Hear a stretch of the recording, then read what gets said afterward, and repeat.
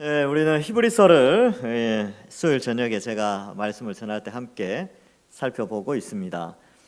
이 히브리서를 읽을 때마다 잊어버리고 있던 것이 자꾸 떠오르고 잠시 생각을 멈추었던 그 어떤 생각들을 다시 하게 됩니다. 좋은 생각들이죠.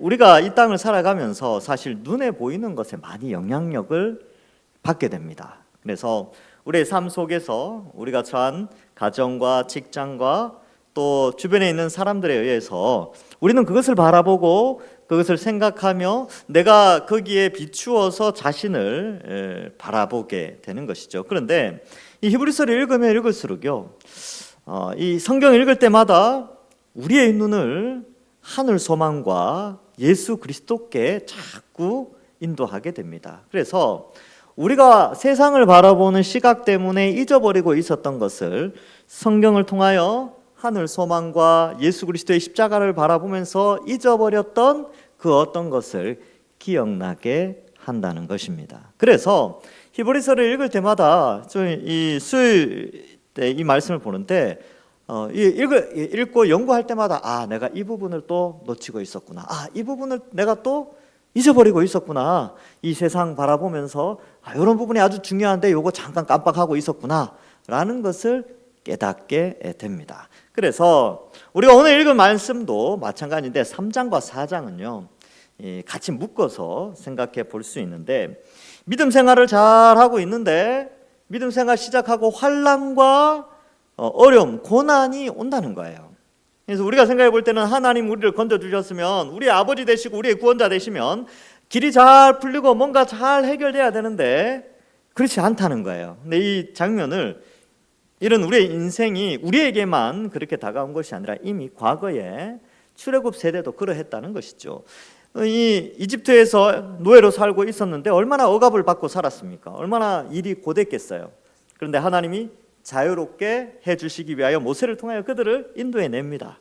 얼마나 큰 구원이에요. 열지양을 내리고 또 홍해 건너게 하고, 홍해에서 애굽의 군대들을 다 이렇게 몰살시키고 그들을 건져내셨단 말이죠. 그러면 백성들이 생각할 때 이제 우리는 약속의 땅에 들어가기만 하면 되는구나 라고 하는데 목이 말라요.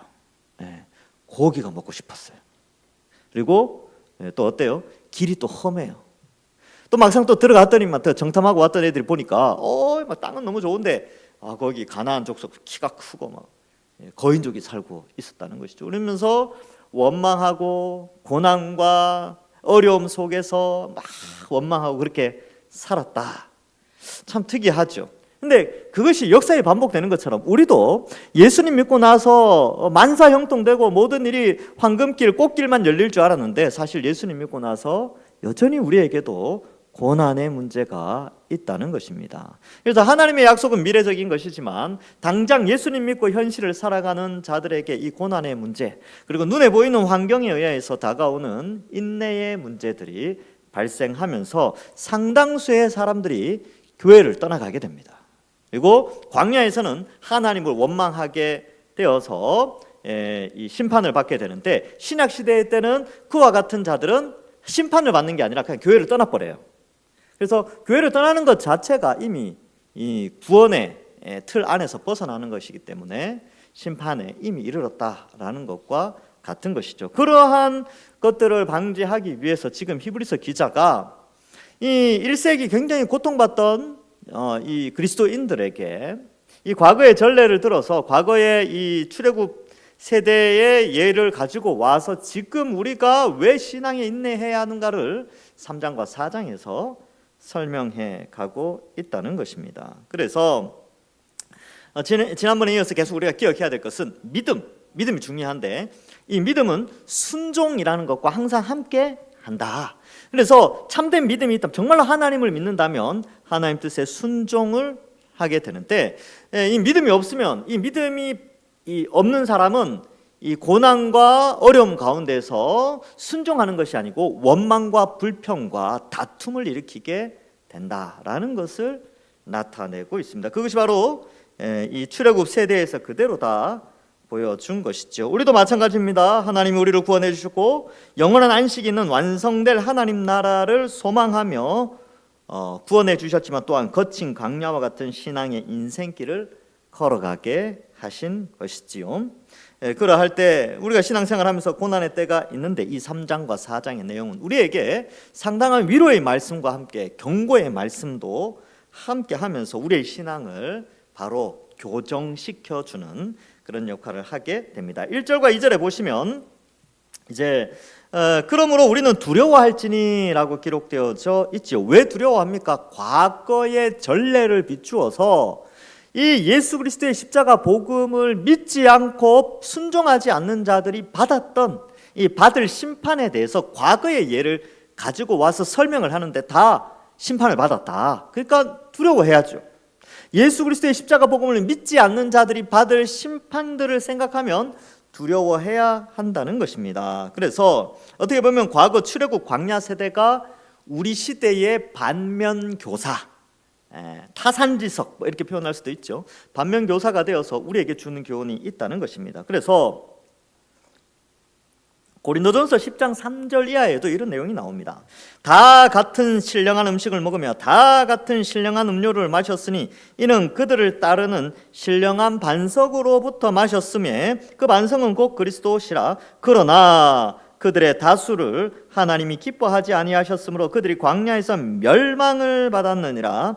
이러한 일은 우리의 본보기가 되어, 구약의 이 사건이 신약을 살아가는 우리에게 본보기가 된다는 거예요. 본보기가 되어 우리로 하여금 그들이 악을 즐겨한 것 같이 즐겨하는 자가 되지 않게 하려 함이라. 구약의 이 사건이 신약의 우리에게 본보기가 되어져서 우리의 신앙의 기준을 정해준다는 것을 말씀해주고 있습니다. 로마서 15장 4절에도 무엇이든지 전에 기록된 바는 우리의 교훈을 위하여 기록된 것이니 우리로 하여금 인내로 또는 성경의 위로로 소망을 가지게 하려 함이라. 그래서 전에 기록된 것은 우리의 교훈을 위한 것이다 라는 것을 말해 줍니다. 그렇다면 출애굽 사건도 마찬가지고 1세기 초대교회도 마찬가지고 구약과 신약의 모든 메시지들은요 오늘날 살아가는 우리와도 결코 무관하지 않습니다. 우리의 본보기가 되며 우리의 교훈이 되어지는 것이지요. 그래서 이 내용들을 살펴볼 때에 그 1세기 히브리서를 받아들인 사람들은 이 고난과 박해 이 우리만 있는 게 아니라 출애굽 세대도 동일했겠구나. 출애굽 세대도 이렇게 애굽을 나왔지만 하나님의 놀라운 기적으로 이 홍해 사건으로 열재앙으로 우리 조상들을 건져냈지만 그 광야에서 고난이 있었구나. 근데 그 고난을 맞이하는 자의 자세가 어떠하느냐에 따라서 멸망을 받느냐 아니면 구원을 받느냐의 자세가 결론이 나타나는구나 라는 것을 깨닫게 되는 것이죠. 그래서 우리도 마찬가지입니다. 예수님 믿고 고난이 오고 여러 가지 어려움이 있을 때 어떠한 자세를 가져야 될 것이냐, 원망하고 다투고 그렇게 할 것이냐, 아니면 믿음을 가지고 순종하면서 거룩하게 살 것이냐, 이 문제를 다룹니다. 자, 근데 여기에서 이제 안식에 들어간다라는 안식에 들어갈 약속이라고 되어 있는데 출애굽 세대는 이제 적과 꿀이 흐르는 약속의 땅이죠.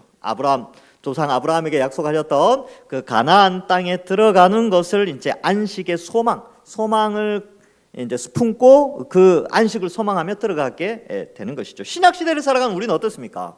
우리는 예수 그리스도를 믿음으로 말미암아 영원한 안식, 예수 그리스도를 믿음으로 말미암아 죄 사함을 받아 하나님과 함께하는 영원한 안식을 소망하게 됩니다. 근데 그 소망을 이루기 위하여 광야와 같은 인생길을 걸어가게 되는 것이죠. 그러니까 인생길을 걸어가니까 예수님 믿고 나서 바로 천국 휙 가면 참 좋을 텐데 그렇지 않고 남아있는 생을 살게 하시는데 그 남아있는 생에 많은 고난과 어려움이 있다는 것이죠. 자, 그래서 2절에 보면 그들과 같이 우리도 복음 전함을 받은 자이나 들은 바 그 말씀이 그들에게 유익하지 못하였다. 이 유익하지 못하였다는 것은 그 내용을 하나님의 메시지를 믿지 않은 거예요. 그게 내게 유익이 없다라고 생각을 한 것이지요. 그래서 믿지 않고 믿어지지 않아서 그것이 믿음과 결부되지 아니하였다 이렇게 표현하고 있습니다. 그러니까 믿으면 내가 목마르고 내가 길이 거칠고 내가 고기 먹고 싶고 내가 배부르고 싶은데 하나님이 책임져 주겠지 하고 하나님 우리 불러내셨으면 이 광야에서도 하나님이 우리를 살려주시겠지 하고 그 믿음으로 살아가야 되는데 원망했다는 거예요. 어떻게 원망했습니까? 우리를 광야로 불러내서 다 죽이려고 하는구나. 모세 네가 라고 하지만 사실 모세가 아니고 하나님을 비난하는 겁니다. 하나님이 모세를 통해 우리를 왜 불러내가지고 이 고생을 하게 하느냐, 뭐 그런 내용이죠. 그렇게 원망하고 또 이제 그렇게 되는 거죠. 그래서 이러한 일로 말미암아 그들은 믿음과 결부시키지 않았기 때문에 어떠한 일이 발생했냐면 원망하게 됩니다. 우리도 마찬가지죠. 우리가 예수 그리스도를 믿는다라고 했을 때 예수님이 나의 죄의 형벌을 대신하여 십자가에 달려 죽으신 것을 믿죠. 근데 그 예수님이 3일 만에 부활하셔서 우리에게도 부활의 소망을 주시고 다시 오신다고 약속하신 그 소망을 우리가 붙잡고 가는데, 예수님 믿고 나서 진짜 예수님 믿는 자로서, 예수 그리스도의 제자로서 이 땅을 살아가려고 하다 보니까 고난이 온다는 거예요. 세상의 가치관과 다르니까 부딪히게 되고 힘들어요. 그럴 때에 믿음과 결부되지 않고, 그리고 그 예수 믿는 것이 나의 유익과 상관이 없다라고 생각을 해버리면 원망하고 불평하게 된다는 것입니다. 그래서 그러한 것들을 나타내고, 여러분 그래서 이 2절에서 믿음과 결부시키지 아니함이라고 표현하고 있는 것은 믿지 않음을 의미합니다. 믿지 않음. 그래서 이 똑같은 복음을 들었는데 어떤 사람은요 믿어져요. 그렇죠. 근데 어떤 사람은 거짓말 하지 마세요. 2000년 전에 그 사건, 뭐 예수님 십자가에 죽은 게 나랑 무슨 상관이 있습니까? 이렇게 하면서 떠나가는 사람도 있고, 어떤 사람은 그렇지, 성자 하나님 이 땅에 오셔서 나의 죄의 형벌을 대신해서 죽었구나. 그게 믿어지는 거예요. 마음속으로. 그럴 수 있겠구나. 내가 좀 더 하나님을 알아봐야 되겠구나. 이렇게 이제 믿음이 생긴 자와 믿음이 없는 자. 그래서 그것이 복음이 유익으로 다가온 자는 이게 믿어지는 거고, 유익하지 않다고 생각하고 결부시키지 않으면 떠나가게 되는 그러한 것을 말해주고 있습니다. 그래서 이미 믿는 자들은 안식에 들어가지만 그렇지 않는 자들은 안식에 들어가지 못한다라는 내용이 3절에서 나오게 되죠. 그래서 믿지 않는 자들은 어떻게 됩니까? 순종하지 않아요. 말씀에 순종하지 않습니다. 그래서 어떻게 해요? 교회 떠나가죠. 안 믿으니까 떠나가는 거예요. 그래서 우리도 신앙생활 하다 보면 교회를 떠나는 사람들이 있어요. 물론 이제 뭐 이사를 간다든지 뭐 사정이 생겨서 다른 교회를 간다, 이게 말고 아예 신앙을 버리는 사람들, 그런 사람들은 원래 믿음과 결부되지 않았어요. 정말로 믿음이 있다면 그 유익으로 말미암아 신앙생활을 계속하게 된다니까요. 유익이 있는데, 근데 그 유익을 믿지 않는 거죠. 그리고 믿지 않으니까 어때요? 잠깐 들어왔다가 나가는 것이죠. 근데 이게 이 시대, 우리 시대에만 있는 게 아니라 이미 2000년 전에부터 있었어요. 이 히브리서를 쓰게 된 목적이 바로 거기에 있죠. 로마 때문에, 로마의 그 가치관, 또 유대교의 가치관, 이 둘 사이에서 기독교인들이 끼어서 너무나 고통을 받는 거예요. 그래서 로마는 다신주의거든요. 여러 신을 섬기고 황제까지 숭배하고 하니까 이걸 기독교인들이 못 받아들이는 거예요. 유대교는 어떻습니까? 유일신 사상이죠. 그래서 예수 그리스도의 신성을 부정해요. 그리고 예수님을 십자가에 못 박아 죽였잖아요. 그 저주 아래 있다고. 그러니까 예수님의 그리스도 되심, 하나님의 아들 되심을 거부하는 것이 유대교예요. 그 두 개의 사회 속에서 기독교인들이 살아가니까 얼마나 힘들었겠습니까? 그러니까 그 상황 속에서 어려우니까 나 예수 안 믿겠다, 나 다시 유대교로 갈래, 이런 사람들이 발생하니까 이 히브리서를 쓰게 된 것입니다. 오늘날도 마찬가지죠. 그래, 나도 교회 한번 다녀보자. 교회 왔다가 나름대로의 종교적인 활동들, 어떤 그런 이런 것들 쭉 하다가 나중에 보니까 도저히 안 믿어지고 내게 별로 유익이 없어. 내가 이 신앙생활 해봤자 교회 와서 예배드리고 뭘 하고 봉사하고 해도 내게 유익이 없으니까 유익이 없네 하고 떠나가 버린다는 거예요. 근데 그게 원래 믿음이 있었던 것이 아니고 믿음과 결부되지 않은 상태에서 그 공동체에 남아있다가 결국은 떠나가는 거예요. 결국은. 그것을 성경에서 말해줍니다. 그래서 가끔가다 오해하시는 분들이 있어요. 믿음이 좋았는데 지금은 교회를 안 다녀. 믿음이 좋았던 게 아니고 믿음이 원래 없었어요. 원래 없었는데 종교 생활을 했죠. 그 문화권 안에 들어가서 활동을 했을 뿐인 것이죠. 근데 이걸 우리가 알 수 있느냐, 믿음이 있는지 없는지 우리는 모르죠. 우리는 모르고 하나님이 아세요.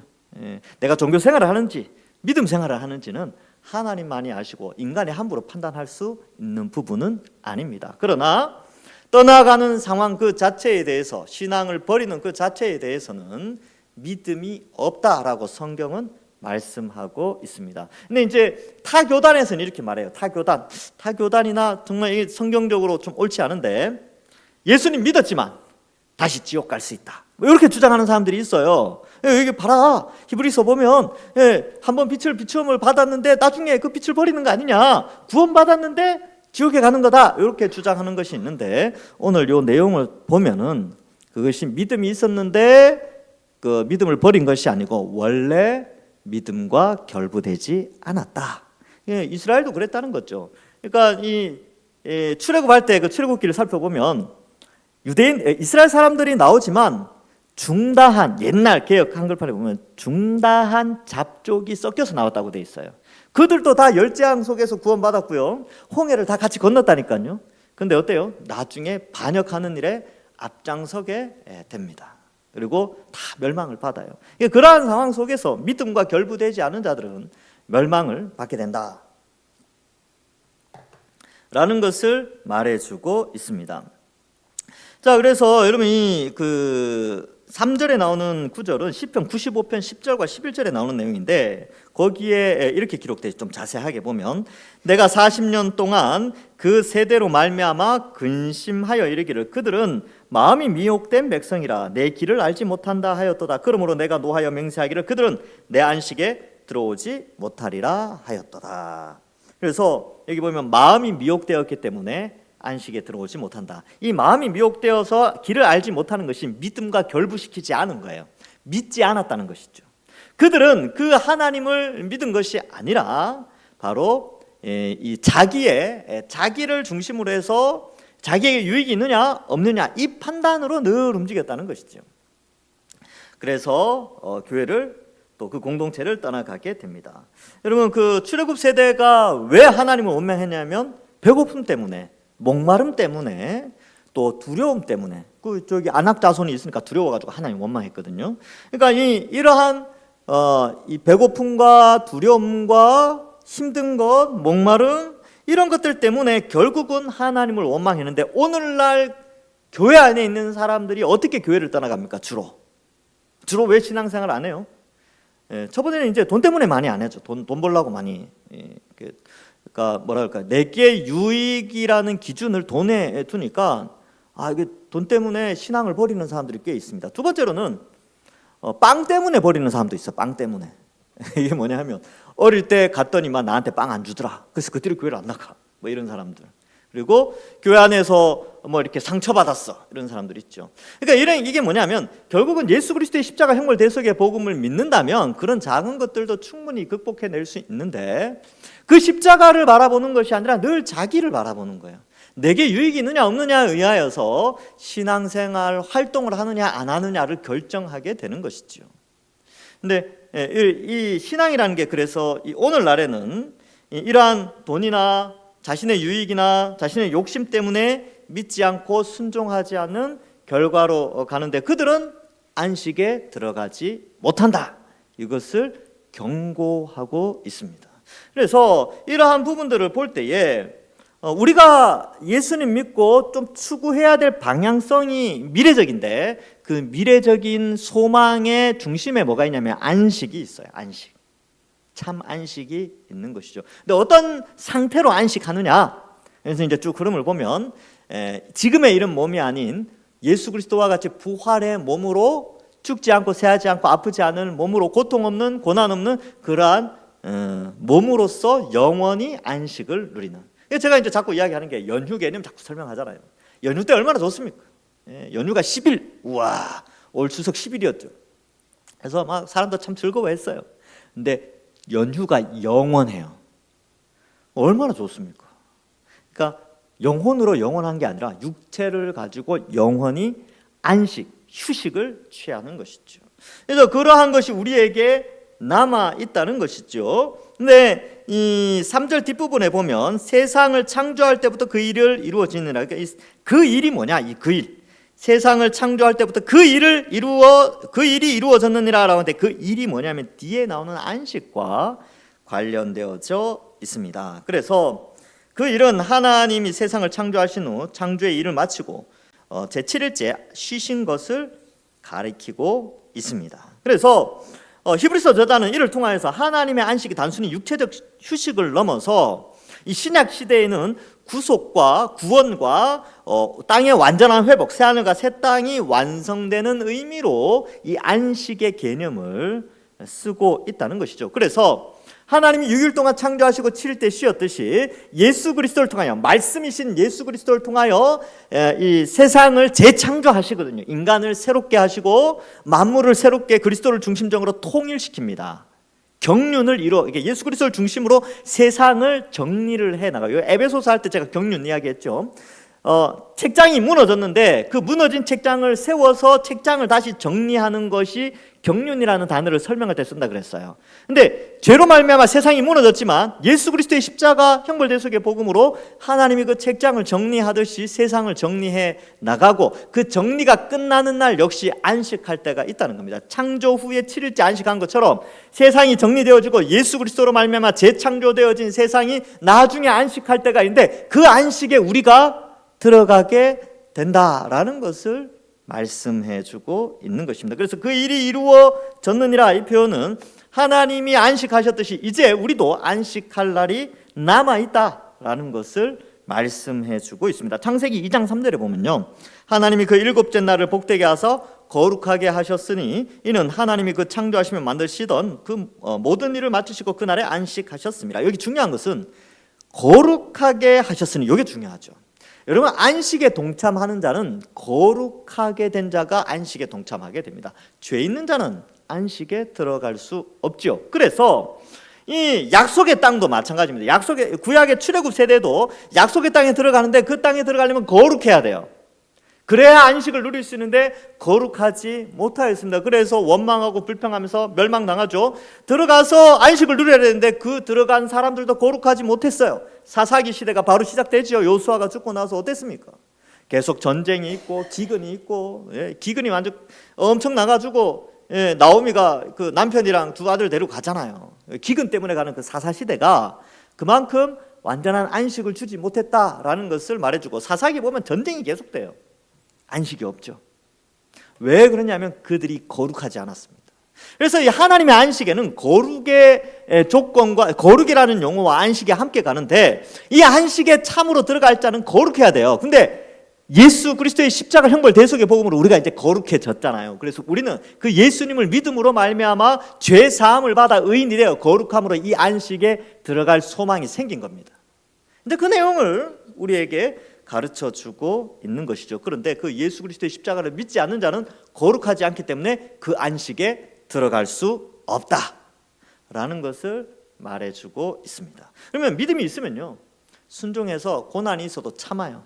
인내합니다. 믿음이 없으면 신앙을 버려요. 신앙을 버립니다. 그래서 이러한 부분들이 있지요. 자, 그래서 안식에 들어오지 못하는 자들의 특징, 거룩에서 멀어진다. 즉 순종에서 멀어진 것을 의미합니다. 자, 그래서 5절도 뭐 그런 내용, 4절, 5절이 다 그 내용입니다. 제가 이제 이때까지 설명했던 그 내용인데, 6절에도 보면 그러면 거기에 들어갈 자들이 남아 있거니와 복음을 전함을 먼저 받은 자들은 순종하지 아니함으로 말미암아 들어가지 못했다. 그래서 이 하나님의 메시지, 뭐 약속의 땅에 대한 복음, 또 뭐 천국에 대한 복음, 이거 들어도 순종하지 않음. 여기 이제 6절에 순종하지 않는다는 것이 2절에 나온 믿음과 결부되지 않음으로 말미암아 순종과 믿음이 같이 동의어처럼 쓰입니다. 이건 3장에도 똑같아요. 3장에도 계속 이 믿음이라는 용어와 순종이라는 용어를 계속 섞어가면서 설명을 해주고 있습니다. 그래서 여러분, 우리가 정말 믿음이 있다면요, 우리 삶에 순종이 나타나야 돼요. 이거는 어쩔 수가 없습니다. 이건 어쩔 수가 없어요. 내가 내 어머니 아버지가 믿다라는 믿음이라 생기면 행동이 어떻게 돼요? 어머니 아버지로 인정하고 어머니 아버지라고 부르겠죠. 그리고 어머니 아버지가 사는 집에 매일매일 기어 들어가겠죠. 왜? 어머니 아버지를 믿으니까. 믿음이라는 것은 행동을 유발한다는 거예요. 우리가 하나님을 아버지로 믿는다면 우리의 삶이 어떻게 행동으로 나타나겠느냐, 그 믿음이 순종으로 어떻게 나타나느냐, 이게 두 개가 분리되는 것이 아니라 같이 붙어서 가는 거예요. 이 야고보서 읽어보면 또 그 내용이 계속 반복해서 또 다른 용어를 통해서 설명하고 있어요. 믿음과 순종, 믿음과 행위, 이거 늘 함께 가는 거예요. 붙어 있는 거예요. 붙어 있는 거. 근데 이 순종의 내용이 바로 이 거룩과 연결되어지고, 그 거룩이 영원한 안식과 연결되어진다. 이것을 말씀해주고 있습니다. 왜 이 말씀하는지 아십니까? 고난 가운데 믿음 지키라고, 믿음 버리지 말라고, 또 여러 가지 어려움이 다가오는데 잠시 신앙 버리지 뭐, 그러다가 죽는다니까요. 다시 돌아오는 게 얼마나 힘든데요. 교회 한번 떠나면 그 사람 다시 되돌아오는데 너무너무 힘들어요. 아예 애초부터 안 믿은 사람들 데리고 오는 게 낫지, 교회 왔다가 종교생활 하다가 나간 사람들 다시 불러오는 게 시간이 너무 오래 걸리기도 합니다. 안타까워요. 언젠가 돌아온 사람들이 있어요. 그래서 이러한 부분들을 우리가 좀 생각해 봐야 되죠. 그래서 6절에 그 내용이 나오고 7절에 보면 오랜 후에라고 되어 있죠. 오랜 후에 다윗을 통하여 말씀하는데, 그래서 앞에 내용들이 뒤에 이제 오랜 후에 다윗이 말을 했으니까 앞에 나오는 내용들은 다 출애굽 세대와 관련된 그런 내용이다라는 것을 알 수가 있습니다. 그래서 이 6절에 이제 보면 복음 전함을 먼저 받은 이 표현은 이 십자가 복음이라기보다는 출애굽 세대들이 받았던 그 복음의 내용, 복된 소식, 그것과 연결되어져 있습니다. 자, 그래서 다윗의 내용, 이 7절은 이 다윗의 시편 95편을 인용하는데 그 이제 전체를 제가 한번 인용을 한 부분을 보면 시편 95편 7절 8절이거든요. 7절 8절을 보고 오늘 여기 나오는 7절을 한번 보겠습니다. 거기 어떻게 기록되어 있냐면 시편에 그는 우리의 하나님이시요 우리는 그가 기르시는 백성이며 그의 손이 돌보시는 양이기 때문이라. 너희가 오늘 그의 음성을 듣거든 너희는 무리바에서와 같이 또 광야의 마사에서 지내던 날과 같이 너희 마음을 완악하게 하지 말지어다. 이렇게 기록하고 있어요. 그런데 요 시편 95편의 말씀을 히브리서 기자가 이 7절에서 그렇게 인용하고 있어요. 오늘 너희가 그의 음성을 듣고는 너희 마음을 완고하게 하지 말라. 좀 줄여서 기록하고 있어요. 그래서 뭐가 빠졌냐면 무리바와 마사에서처럼 이 표현이 빠져 있습니다. 그리고 그 앞에 내용이 뭐냐면 하나님이 이제 우리가 믿는 우리를 구원해 주신 그분은 우리의 하나님이시고 우리는 기르는 백성이고 돌보시는 양이다. 이 표현이 있죠. 요거를 이제 믿어야 되는데 요거 안 믿으니까 어떻게 됩니까? 마음이 완악해져서 원망하고 불평하고 다투게 되죠. 어디에서? 무리바에서, 마사에서 이 내용을 이제 다투게 됩니다. 요거는 앞에서 한번 했어요. 3장 15절 설명할 때 똑같이 요 본문이 나옵니다. 근데 같은 본문이 3장에도 나오고 같은 인용문이 3장에서도 인용되어지고 4장에서도 인용되어졌다는 점이 굉장히 중요하니까 3장 4장에서 지금 배교하는 자들을 돌이키기 위해서 이 구절을 갖고 온 것은 굉장히 중요한 의미를 가지고 있습니다. 그래서 이걸 다시 한번 저도 이 히브리서 저자의 강조점과 마찬가지로 저도 다시 한번 이 부분을 설명을 해드리면 출애굽기 17장에 마사, 무리바가 등장합니다. 이 용어가 어디에서 나오느냐 하면 르비딤에서 나옵니다. 여러분 르비딤에는 시내산 가기 바로 직전에는 르비딤이 있는데 르비딤에서 보면 큰 바위가 있어요. 큰 바위. 제가 이제 그 수련회 가신 분들은 보여드린 적이 있는데 르비딤 바위가 이렇게 둘로 딱 쪼개져 있습니다. 이렇게 엄지 손가락이 이렇게 엄지 손가락처럼 보이는 게 하나 있고 이렇게 딱 이렇게 생겼어요. 그죠? 딱 이렇게 생겼는데 거기에서 그 돌이 쪼개지고 물이 나오기 전에 무슨 일이 있었냐면 목마르다고 난리를 칩니다. 왜냐하면 얼마 전에 오아시스에서 엘림에서 물 시커 먹었거든요. 물 시커 먹고 걸어오는데 목마르니까 또 원망하죠. 그러니까 이게 참 홍해 건너가지고 밑으로 내려오면서 쓴물이 있는데 가는데 가지 넣었더니만 단물로 변해서 또 물 시커 마셨어요. 그리고 또 내려오는데 목마르니까 또 그러니까 엘림에 또 도착해서 또 물 시커 마셨어요. 그리고 좀 가다가 이제 또 목마르니까 어때요? 하나님이 물 주시겠지라는 생각이 안 들고 또 원망합니다.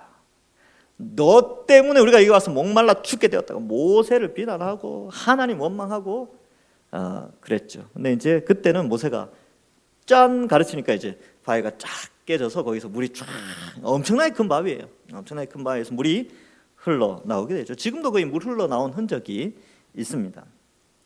이게 이제 출애굽기 17장인데 광야 생활 초기에 이 사건이 일어나게 되고요. 민수기 20장에 보면 이제 광야 생활 한 40년 거의 마무리될 때쯤 여기는 이제 르비딤이 아니고 가데스에서 이 일이 일어납니다. 가데스에서 또 이제 이 광야 세대죠. 출애굽 세대가 아니고 광야에서 태어난 세대들 역시 물 없어서 괴롭다는 거예요. 여러분 40년 동안 하나님이 먹이시고 마시게 하시고 그렇게 하셨잖아요. 근데 40년 다 돼 갈 때 또 목이 많으니까 또 원망하는 거죠. 가데스에서. 그래서 하나님이 야 저기 반석 지시하라 그러는데 모세가 열이 받아가지고 반석을 두 번 세게 쳐버리죠. 그러니까 하나님의 영광을 드러내는 게 아니라 그 이제 화를 내고 공포심을 내고 막 분을 내고 그러면서 하나님의 영광을 가리게 됩니다. 그래서 모세가 어때요? 이 가나안 땅에 못 들어갔죠. 요 사건으로 인해서 광야에 그 가나안 땅에 못 들어간다라고 하나님이 또 그렇게 말씀을 하세요. 근데 그때도 무리바라는 용어를 씁니다. 여기를 무리바라 하였다. 그러니까 앞에 르비딤에서도 무리바 혹은 마사라 이렇게 표현이 나오고 여기에서도 무리바. 이 무리바 뜻이 뭐냐 하면요, 다툰다라는 뜻입니다. 누구랑 다투느냐? 하나님과 다투는 거예요. 그리고 마사라는 것은 시험하다라는 건데 누구를 시험하느냐 하면 하나님을 시험하죠.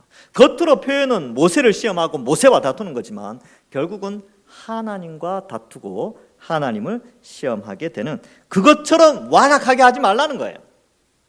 완악하게 하지 말고 하나님을 믿고 고난 가운데 인내하라라는 것이 바로 믿음이 결부된 신앙이다라는 것을 가르쳐주고 있습니다. 그래서 고난이 온다고 하나님을 원망하거나 다투지 말고 인내하라는 것이죠. 여러분 그렇게 되면요, 하나님이 어때요? 새로운 길을 열어주신다니까요. 그리고 물이 흐르는 길로 인도하시고 우리가 생각하는 그런 길이 아닌 막혀진 담을 뚫어주시거나 아니면 다른 길로 돌게 하시거나 아니면 또 그죠, 하나님이 인도하시는 방향이 있어요. 우리는 꼭 일로 가야 된다, 우리는 뭐 이래 해야 된다 이렇게 생각할 수 있는데 아니요, 하나님의 길은 늘 새롭고 늘 하나님이 가장 좋은 길로 인도해 주십니다. 이걸 하나님의 섭리라고 말합니다. 그래서 하나님의 섭리는 오늘날에도 우리에게 있는 것이죠. 그래서 원망하고 불평하는 것이 아니라 기도해야죠. 하나님 뜻이 어디 있습니까? 하나님 이 고난의 길을 잘 극복할 수 있도록 새로운 길을 열어주십시오. 아니면 막힌 담을 헐어주십시오. 뭐 이렇게 기도하면 되는 거예요. 인내하고. 그러면 하나님이 가장 좋은 길로 인도하시죠. 그래서 오늘 너희가 이렇게 되는데 이 오늘이라는 용어를 쓴 것은요, 다윗이 오늘이라고 했잖아요. 우리도 오늘이에요. 이게 뭐냐면 현재성 그리고 앞으로의 삶을 의미하죠. 주님이 다시 오실 때까지 인간의 시간 속에서 우리는 예수님의 음성을 듣고 성경의 말씀을 듣고 마음을 완고하게 하지 말라는 것을 오늘이라는 단어를 강조하면서 가르쳐주고 있습니다. 그래서 원망하지 않고 하나님께 하나님 뜻이 있겠군요, 가장 좋은 길로 인도해 주십시오. 그런 거죠. 여러분들 개인이 신앙생활 하면서 어려울 때가 있죠. 고난이 올 때가 있단 말이죠. 말 못할 때가 있고 말을 해도 해결 안 될 때도 있어요. 그리고 내가 뭔가 꾀를 내가지고 뭔가 열심히 일을 해가지고 이 방향성을 했는데 그것도 안 돼. 그럴 때는요, 우리가 할 수 없는 일은 하나님께 기도해야 됩니다. 그리고 인내해야 되죠. 하나님께 맡기고. 왜? 하나님이 아버지시니까. 하나님 우리를 불러내셨으니까 하나님이 알아서 하시겠죠. 하나님이 길을 인도하셨으니까 하나님이 막혔다면 길을 뚫어주시겠죠. 그 믿음 가지고 우리 기도하는 거 아니겠습니까? 그래서 인내해야 됩니다. 막혀있다고 하나님 원망하고 나 이제 하나님 안 믿을래, 그렇게 하지 말라는 것이 이제 오늘 이 말씀인 거예요. 자, 그러면 우리가 이제 여기 이제 마음을 많이 강조하는데 마음이 완고하다 이렇게 돼 있잖아요. 근데 신약 시대는요, 완고한 마음을 내가 억지로 노력해서 내가 뭐 명상을 한다든지 내가 뭘 어떻게 해가 내가 훈련을 해서 이 마음을, 완악한 마음, 굳은 마음을 부드럽게 하는 게 아니에요. 에스겔에서 그래서 이걸 예언하고 있는데 에스겔 11장 19절과 20절에 보면 내가 그들에게 한 마음을 주고 그 속에 새 영을 주며 그 몸에서 돌 같은 마음, 이게 완악한 마음이거든요. 돌 같은 마음을 제거하고 살처럼 부드러운 마음을 주어 내 율례를 따르며 내 규례를 지켜 행하게 하리니 그들은 내 백성이 되고 나는 그들의 하나님이 되리라. 이렇게 기록하고 있어요. 그러니까 이 완악한 마음을 부드럽게 해주는 것은 우리가 노력해서 명상을 하거나 단련을 해서 이렇게 되는 것이 아니라 하나님이 새 영을 주실 때 한 마음, 새 마음이 주어지고 그 새 마음이 주고 부드러워진 마음으로 말미암아 율례를 행하는, 즉 거룩한 삶을 살아가도록 하신다는 거예요. 이게 이제 예언의 말씀이에요. 예언의. 언제가 때가 되면 이렇게 되게 해주겠다라고 에스겔에서 약속하신데 이 새 영이 뭐냐? 성령 하나님이시죠. 근데 에스겔 36장 26절과 27절에도 역시 똑같은 내용을 반복해서 쓰고 있습니다. 왜냐하면 같은 선지자에게 하나의 메시지를 주는데 두 번이나 반복해서 똑같은 메시지를 주는 거예요. 그래서 에스겔 36장 26절 27절에 이렇게 기록되어 있습니다. 또 새 영을, 아까는 새 영이 뒤에 나오는데 여기는 새 영이 먼저 나오고 11장에서는 한 마음과 새 영 이렇게 나오는데 여기서는 새 영과 새 마음 이렇게 나와요. 그래서 새 영을 너희 속에 두고 새 마음을 너희에게 주되 너희 육신의 굳은 마음, 아까는 돌 같은 마음이라 그랬는데 여기는 굳은 마음을 제거하고, 뭐 신약의 용어, 여기 히브리서 용어로 따지면 완악한 마음이죠. 완악한 마음을 제거하고 부드러운 마음을 줄 것이면 내 영을 너희 속에 두어 너희로 내 율례를 행하게 하리니 너희가 내 규례를 지켜 행할지라. 그래서 여러분, 우리가 진짜 예수님 믿었다면, 정말 예수님 믿는다는 것은 이미 하나님이 그를 택하여 성령을 부어주셔서 복음을 믿어지게 하신 거거든요. 그러니까 성령이 이미 우리 속에 있는 거죠. 그래서 우리의 돌 같은 마음이 부드러워져서 복음을 듣고 완악한 마음이 아니라 부드러운 마음으로 거룩함, 말씀에 순종하며 살아가도록 성화의 삶을 살게 하신다는 것이죠. 그래서 예수님을 진짜로 믿는 사람들은요, 성령이 그 속에 있기 때문에 하나님의 말씀 앞에 순종하면서 살아가게 돼 있어요. 성령이 없는 사람들은 늘 기준이 자기에게 있죠. 그리고 내게 유익이 없으면 믿음과 결부시키지 않고 하나님을 떠나거나 배교하게 됩니다. 그러나 성령이 있는 사람은요, 고난이 와도 그 고난 때문에 괴로워하고 할 수 있지만 그 성령이 인내하게 하시고 견디게 하시고 기도하게 하시고 그 성령의 은혜로 말미암아 늘 새로운 상황과 환경으로 길을 열어 주신다는 것이죠. 그래서 이 신약 시대에 성령의 임재하심으로 말미암아 구약과 다른 하나님의 특별한 은혜로 말미암아 우리가 믿음의 삶을 살 수 있도록 견딜 수 있도록 해 주신다는 것입니다. 그래서 보면 이 이제 교회사에서 보면요, 교회사에서 교회가 사라질 수 있는 환경이 너무나 많았어요. 네, 그런 환경들. 그런데 안 사라지는 거예요. 안 사라져. 왜 안 사라진 줄 아세요? 성령이 그 속에서 죽음을 각오하고 성도들이, 우리 믿음의 선배들이 신앙을 지켜냈어요. 우리 한국교회도 마찬가지로 그 순교자 기념관에 가면 한 300여 명 정도 순교자 이름이 있거든요. 뭐 발견된 사람만 300명이에요. 근데 그들이 그렇게 용기 있게 뭐 스스로 단련해서 마음에 결단해서 그랬을까요? 아니, 성령이 그 속에서 순교의 자리에 들어갈 수 있도록 인도하신 거죠. 근데 없어질 줄 알았는데 오히려 더 교회는 성장하게 됩니다. 이 기독교 역사가 그래요. 그래서 고난이 왔을 때 인내하고 견딘 교회가 더욱더 성장하는 그런 2000년의 기독교 역사를 만들어내게 됩니다. 아마 고난이 있을 때마다 이 히브리서가 그들에게 큰 위로가 되지 않았을까, 저는 개인적으로 그렇게 한번 생각해 봅니다. 그래서 순교자들이 대단한 것이 아니라요, 하나님이 이렇게까지 교회를 사랑하시고 지키시고 또 순교의 용기까지 주시며 그것이 바로 피할 길로 열어주셔서 이 신앙을 지키게 하고 교회를 보호하셨구나라는 것을 알게 되고, 성령의 위대하심, 성부, 성자, 성령 하나님의 위대하심이 이렇게까지 2000년 기독교 역사 속에서 여전히 지금도 살아 움직이시고 있다라는 것을 알게 됩니다. 완고하고 순종하지 않는 우리 마음 속에 성령이 오셔서 부드러운 마음을 주시고 거룩한 삶을 살고 순종하면서 믿음과 순종의 삶을 살도록 하셨다라는 것이죠. 8절 이하의 내용들을 보면 이제 여호수아가 준 안식은 참된 안식이 아니라는 것이죠. 아까도 말씀드렸다시피 여호수아가 그 땅을 차지했지만 완전하지 않았고 전쟁은 계속 있었으며 기근은 계속 있었다라는 것을 말해줍니다. 그래서 참안식이 남아있다. 참안식은 어떠냐? 이미 들어간 자가 있다. 10절에 보면 나오죠. 예수님 믿고 죽은 사람들은 이미 그 안식에 들어갔어요. 근데 완전한 안식은 아닙니다. 우리도 어쩌면 이 안식을 누리고 있어요. 이미 영원한 안식을 조금 누리고 있지만 완성되진 않았죠. 그럼 언제 참 안식, 영원한 안식이 완성이 되어지느냐 하면 1차적으로는 우리가 죽으면 그 영원히 하나님과 함께 있지만 그것도 완전한 안식이 아니에요.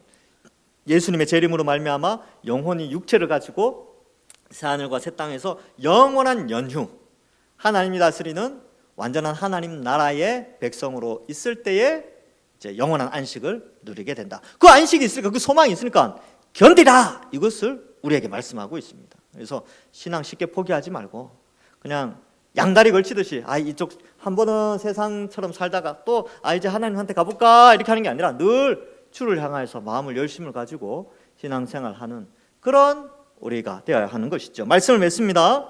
예수님 믿고 나면 고난이 올 수 있죠. 박해가 올 수도 있습니다. 그리고 이 유혹하는 죄의 유혹이 여전히 있을 수 있죠. 그러나 우리는 믿음에 합당한 믿음과 결부된 순종의 삶을 살아가면서 참안식을 소망하며 살아가야 하는 것입니다. 믿음과 결부된 신앙 생활은 거룩하고 신실한 삶으로 살아가게 되고 인내하게 됩니다. 그럴 때마다 또 하나님은 우리의 길을 새롭게 열어주시고 뚫어주시고 인도해 주십니다. 혹시 고난 가운데 있는 분들이 있습니까? 힘든 인생의 길을 걸어갑니까? 거친 광야의 길, 폭풍이는 고난의 바다를 걸으시는 분들이 있다면 오늘 이 말씀을 생각하시면서 믿음 흔들리지 말고 하나님을 의지하고 온전히 기도하여서 하나님의 선한 이끄심이 여러분들 가운데 넘쳐나기를, 그리하여 나중에 주님 앞에 칭찬받고 하나님 찬양하시는 모든 분들 되시기를 주님의 이름으로 간절히 축원합니다. 기도하겠습니다. 하나님 감사합니다. 예수님 믿고 나서 만사형통할 줄 알았는데 또 고난의 길도 있고 박해의 길도 있고 어려운 삶의 길도 여전히 있다는 것을 깨닫게 됩니다. 이러할 때 성령 하나님이 우리 마음속에 부드러운 마음을 주셔서 그럼에도 불구하고 말씀에 순종하는 그런 고난 가운데에서도 불구하고 인내하고 말씀에 순종하며 기도하며 하나님이 열어주실 새로운 길을 소망하며 살아가는 저희들 다 될 수 있도록 축복하여 주옵소서. 또 고난 가운데 믿음 잃지 않고 오히려 더 믿음의 삶을 견고히 하는 우리들 될 수 있도록 복의 복을 더하여 주옵소서. 영원한 참 안식, 우리가 누려야 될 영원한 안식이 우리의 소망이 되게 하시고 인내의 원인이 되게 하셔서 천국 소망하면서 하루하루 살아가는 인내하는 저희들 다 되게 하여 주옵소서. 모든 영광을 하나님께 올려드리오며 예수님의 이름으로 기도하옵나이다. 아멘.